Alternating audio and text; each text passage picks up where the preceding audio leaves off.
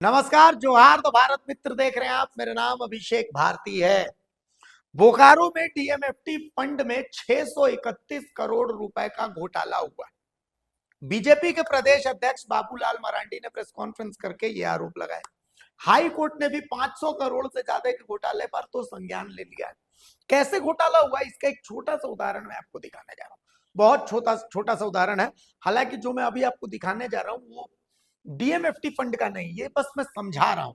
ये काम तो 15वें वित्त आयोग के थ्रू हुआ है, लेकिन आप समझ जाएंगे कि इसमें जो खेल हुआ वो कैसे हुआ है। सबसे पहले इस तस्वीर को देखिए। ये तस्वीर है, कसमार प्रखंड में एक वाटर प्यूरिफायर लगा गया है इसकी। ठीक है, ये वाटर प्यूरिफायर है। ये वाटर प्यूरिफायर आपको लगता है कितने का होना चाहिए? चलिए मैं आपको एक इंडिया मार्ट में ये सारी चीजें मिलती हैं, तो इंडिया मार्ट का एक स्क्रीनशॉट दिखाता हूँ। इंडिया मार्ट में ये 32,000 रुपए प्रति यूनिट का ये वाटर कूलर प्यूरिफायर के साथ दिया गया है। मान लेते हैं 50,000 रुपए का होगा, अगर और भी बहुत डेवलप्ड आप लीजिएगा तो। ठीक है, लेकिन अब मैं आपको दिखाता हूं। इसको देखिए, कसमार प्रखंड कार्यालय टेंडर निकला था।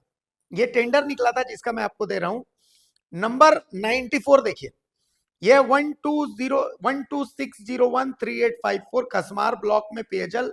ये 2,49,900 रुपए का मतलब पूरा हो गया है।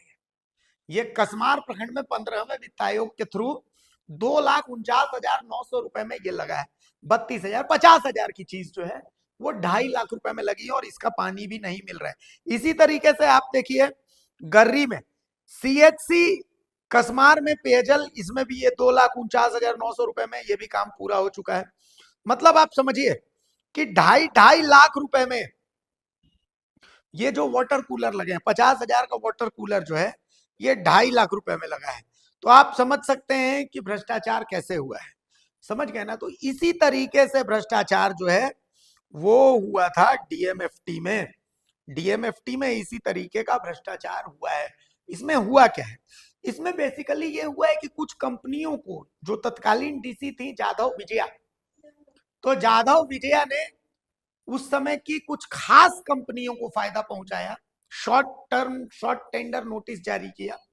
शॉर्ट टेंडर नोटिस के बाद मनचाही कंपनियों को वो टेंडर दिया, और 2,000% प्लस में, मतलब आप समझिए जिसका दाम 2 रुपया है उसका दाम 2,000 रुपए से भी ज्यादा में जो है ये टेंडर जो है वो दिया गया। तो आप समझ सकते हैं कि ये खेला।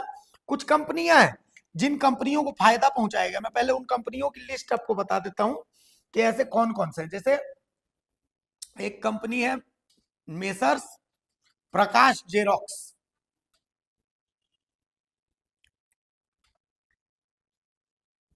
इसको 16 काम का इसको टेंडर दिया गया। ठीक है, 9,20,00,000 रुपया का इसको भुगतान हुआ। ठीक है, उसके बाद देखिए बहुत सारी कंपनियां जिनकी लिस्ट है मेरे पास। Air fabrication,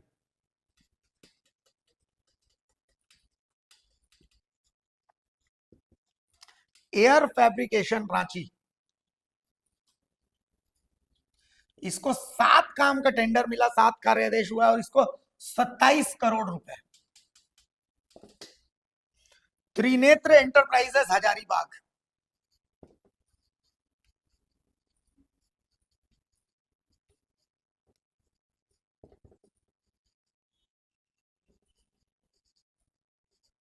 Trinetra enterprises Hazaribagh, इसको भी 7 काम का टेंडर मिला और इसको 39,26,00,000 रुपए।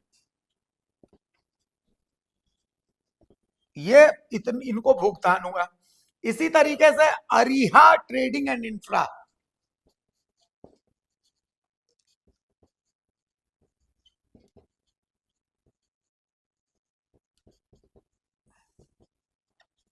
अरिहा ट्रेडिंग एंड इंफ्रा, इनको भी 9 काम मिला और इसको पेमेंट हुआ 21,62,00,000। हिंदुस्तान इंजीनियरिंग,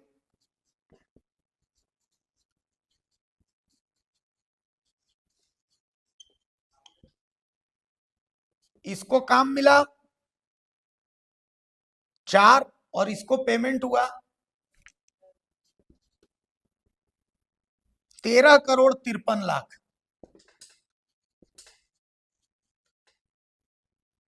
इसी तरह मेसर्स अरिहंत है,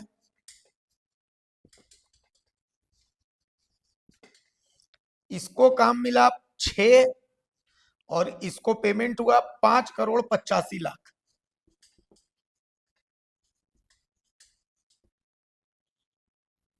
इसी तरीके से और भी कंपनियां हैं जिनका मेरे पास डिटेल है, और बड़ी बड़ी कंपनियां हैं जिनका डिटेल है मेरे पास।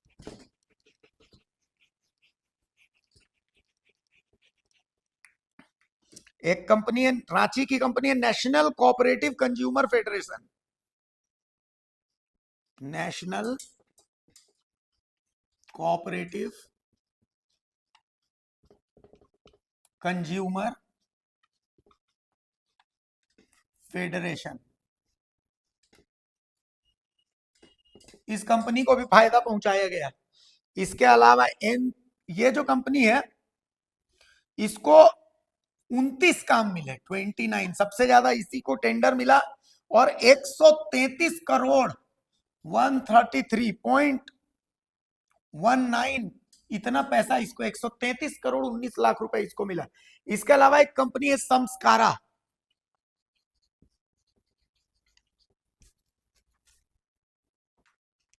संस्कारा को 19 काम मिले और इसके लिए इसको पेमेंट हुआ 90 करोड़ 10 लाख।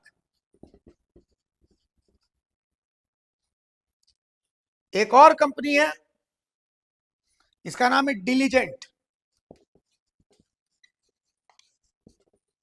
इस कंपनी को 10 काम मिले और इसको 18 करोड़ 75 लाख रुपए इसको पेमेंट हुए। मतलब आप समझ रहे हैं कि इस कंपनी को कितने पैसे मिले होंगे, 18 करोड़ 75 लाख रुपए इस कंपनी को पेमेंट हुए। अलग अलग कंपनियों का डिटेल। लेकिन अब जो मैं आपको बताने जा रहा हूं, असली चीज तो अब आ रहा है जिसके बारे में मैं आपको बताने जा रहा हूं, ठीक है, कि भाई इसमें क्या क्या है, जो असली खेला है डीएमएफटी फंड में। यह जो डीएमएफटी का घोटाला हुआ, इस डीएमएफटी के घोटाले का एक कनेक्शन जो है वो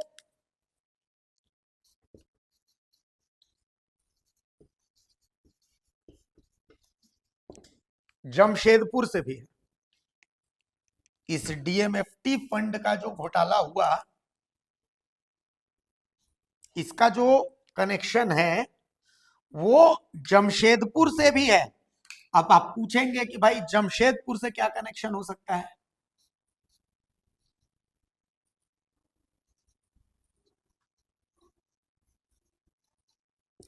जमशेदपुर से क्या कनेक्शन हो सकता है भाई, है ना, कि जमशेदपुर से आखिर क्या कनेक्शन हो सकता है? तो देखिए, जमशेदपुर से कनेक्शन ऐसा है कि बोकारो आने से पहले विजया जाधव जो डीसी हैं वो यहीं की डीसी थी, पूर्वी सिंहभूम, जिसका हेडक्वार्टर कहाँ है? जमशेदपुर। मैं जमशेदपुर जिला नहीं बोल रहा हूं, मेरे को ट्रोल मत करिएगा, ठीक है। तो विजया जाधव जो है वो जमशेदपुर में डीसी थी, पूर्वी सिंहभूम की डीसी थी। अब असली खेल समझिए, यहां पूर्वी सिंहभूम में डीएमएफटी 600 करोड़ प्लस पैसा जो है वो यहीं पर इन्वेस्ट हुआ है। कहां? डीएमएफटी के घोटाले का पैसा जमशेदपुर। तो सवाल है कि ये जमशेदपुर में कहां इन्वेस्ट हुआ है? तो जमशेदपुर में ये इन्वेस्ट हुआ है जिस जगह पर, उसका नाम मैं आपको बता देता हूं। जमशेदपुर में कोई भदानी बंधु है,